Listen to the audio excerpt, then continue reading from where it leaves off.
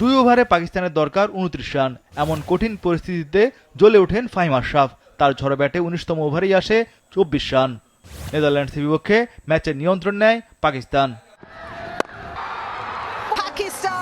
11 বলে 29 রানের ঝড়ো ইনিংস খেলে অপরাজিত ছিলেন ফাহিম আশরাফ। এতে 3 বল হাতে রেখে 3 উইকেটে যেতে পাকিস্তান। লড়াই করে হার মানল নেদারল্যান্ডস।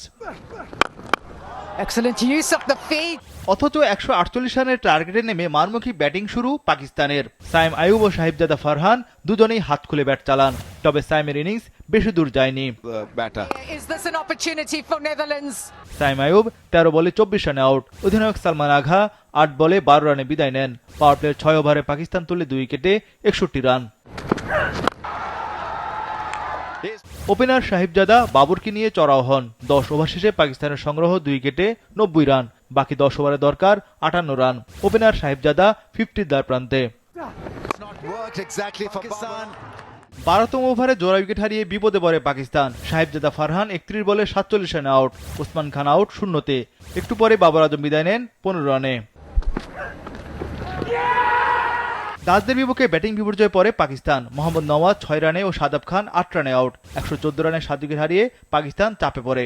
এরপরই ফাহিম আশরাফের দৃঢ়তায় জয় তুলে নেয় পাকিস্তান। এর আগে টি-20 বিশ্বকাপের উদ্বোধনী ম্যাচে পাকিস্তানের বিপক্ষে ব্যাটিংয়ে নামে নেদারল্যান্ডস। চতুর্থ ওভারই ভাঙে তাদের ওপেনিং জুটি।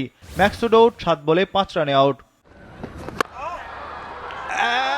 পরের ওভারে মাইকেল লেভিটের বিদায়। এই ওপেনার 15 বলে 24 রান করেন। তবু পাওয়ার প্লেতে রানের জায়গা সচল রাখে ডাচরা। 6 ওভারে তাদের সংগ্রহ 2 উইকেটে 50 রান। কলিন অ্যাকারম্যান আউট 14 বলে 20 রানে। এরপরই প্রতিরোধ করেন বাজ ডিলিট ও অধিনায়ক স্কট এডওয়ার্ডস। 10 ওভার শেষে নেদারল্যান্ডস তোলে 3 উইকেটে 79 রান। 12 ওভার 1 বলে নেদারল্যান্ডস তোলে 17 রান। ডিলিট 25 বলে 30 রানে আউট। মোহাম্মদ নওয়াজের দ্বিতীয় উইকেট শিকার। এরপরই রানের গতি কমে যায় ডাচদের। অধিনায়ক স্কট এডওয়ার্ডস 29 বলে 37 রান করেন। তার বিদায়ের পর ধস নামে নেদারল্যান্ডসের ব্যাটিংয়ে। 129 রানে নেদারল্যান্ডস হারায় 7 উইকেট। শেষ পর্যন্ত 19 ওভার 5 বলে 147 রানে গুটিয়ে যায় ডাচদের ইনিংস। পেসার সালমান মির্জা 24 রানে 3 উইকেট নেন।